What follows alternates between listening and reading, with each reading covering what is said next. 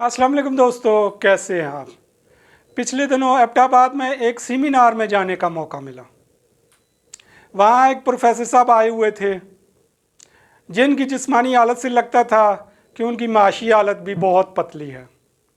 लेकिन जब उन्होंने अपना इंट्रोडक्शन दिया उसमें उन्होंने बताया कि उन्होंने 1980 में अमेरिका से इंटरनेशनल रिलेशन में पीएचडी किया और उसके बाद दोबारा 1988 में लंदन से लॉ में पीएचडी की।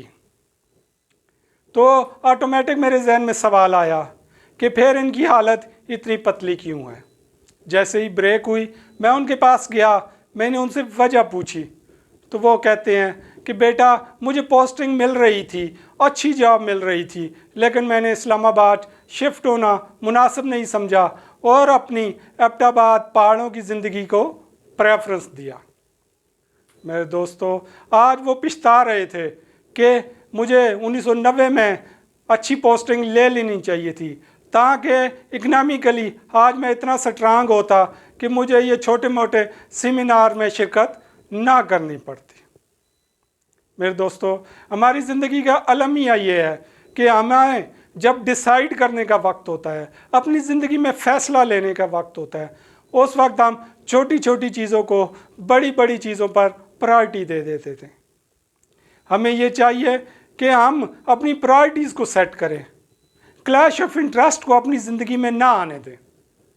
मेरे दोस्तों, अगर आप एक पाव की मछली पकड़ना चाहते हैं तो आप नदी के पास जाएंगे।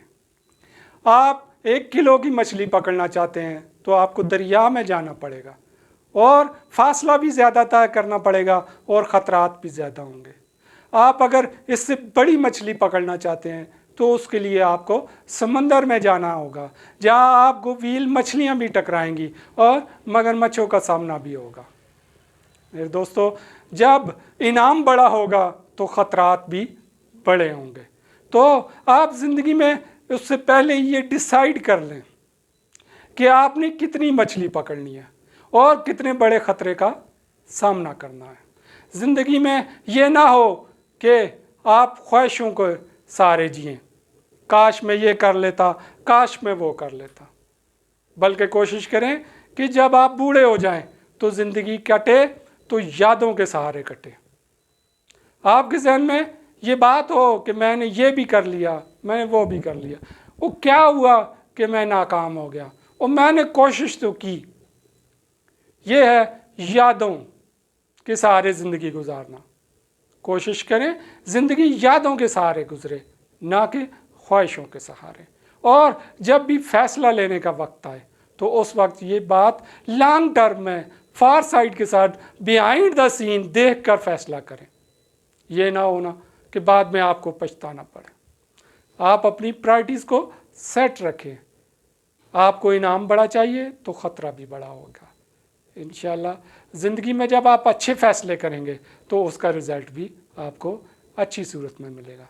अल्लाह ताला आपका हामी व नासर हो। अल्लाह हाफ़िज़।